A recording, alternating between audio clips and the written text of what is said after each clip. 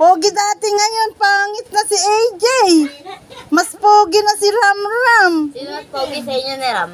Sino mas pogi? Ha? Papa. Si Papa. Safe yung sagot mo. Sino mas pogi daw sa inyo ni Ram? Si Papa. Kala ko si Ram. Mag-aaral na to next year.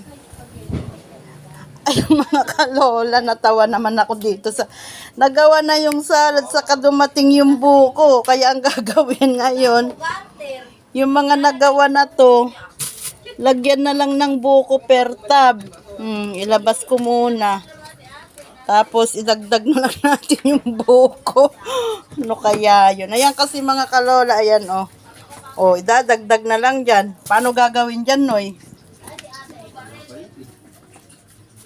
Di ka kasi nag-ano, tinatanong nila kanina kung anong plano eh.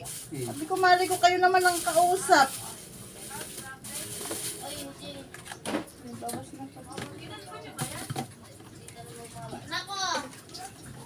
Pagupitan na rin natin mama si Buramram.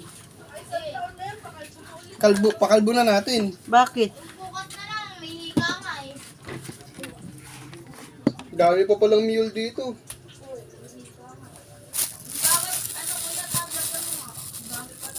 Daming ano eh. Walang buko. Walang buko, puro fruit lang. Ayaw na nga nilang magano ng buko kasi mahal daw. 75. Isa? Oo, tapos may nabiling 40 yata yun, wala namang makukuhang laman. Parang sabaw lang yung pakikinabangan mo. Ayun. Kaya ang gagawin ngayon, idadagdag na lang dyan sa mga tab na ano, paibabaw na lang natin. May hinanda si tatay mo doon na isang kahong Red Horse eh. Sabi ko sa akin yung ano na yan, Smirnoff. Bukas pa sila ate mo uuwi. Gagawin dyan, idadagdag na lang. Ba't yung isaga may bawas? Siyempre, kinain ko na. Kala ko na. Ay, babalik mo ulit. Alin? Ayan. Ilagay yung buko. Pwede, haluin mo na lang ulit. Ha? Wag na. Hindi na, idadagdag na lang dyan. Lagyan na lang sa bawat ano. Baka yung ulam. Alin? Babas yung ulam. Yung gulay lang kinain ko tsaka sabaw. Ano Ano, hindi naman sila nagsabi na ano.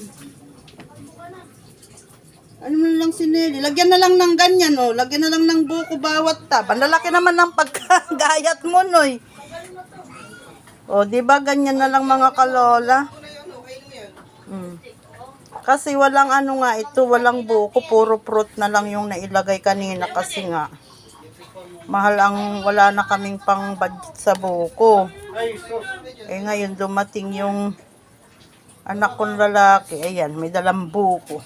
Ganyan na lang, idagdag na lang sa bawat tab. O diba?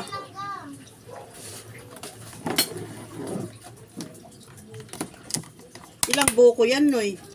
4 lang yan. Lumabasag lang yan. Tapos ang lalaki ng pagkakayod mo. Ayos lang yan. Libre na nga kayo, reklamo pa kayo. Nakaraan, dami na yung buko dun. Hindi mo sinabi sanang hintayin nyo yung buko. Ano, may cellphone. At nasa na yung mga cellphone ninyo? Wala na, sira na.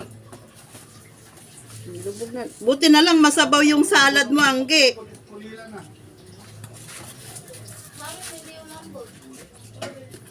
Buti na lang masabaw yung salad niya. Hindi halata na ano. Kulang sa sahog. Wala bang buko yan? Wala nga. Ano lang to, puro fruit cocktail. Yung mga bigay-bigay na fruit cocktail. Bigay. Dalawa lang bigay niyo. Puro bili ko yan. Alin? Isa lang naman yata binili mo. Sudo. Dalawa. Dalawa ba? Dalawa din yung bigay. Lagay mo yung akin. Asan ba? Dilagay mo. Ano gusto mo? Ha? Buti na lang masabaw siya. Kaya ano. Ano, nakainit pala to. Patay mo na yung kalan. Ininit ko yung sabaw. Ay, gago. Akala ko na Gusto, mainit yung hawak ko ah. Ay, tabachoy.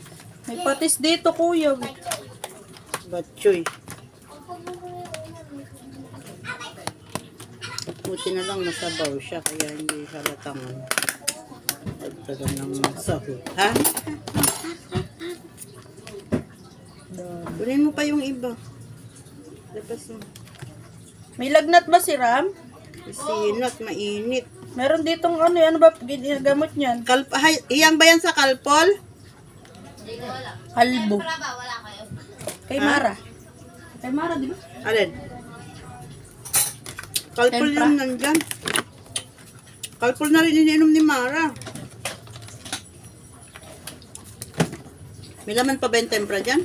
Alam ko kalpol yung huli kong binili. Sarap ng salad. Wala. Ang sarap ng salad. Ikaw na lang. Sinigang. Ito yung bagong style ng paggawa ng salad. Tinatoppings na lang yung buko. Wow, sarap talaga yarn. So, ayan lang mga kalola. Mamaya na tayo mag-ano ng mga pang-ulam.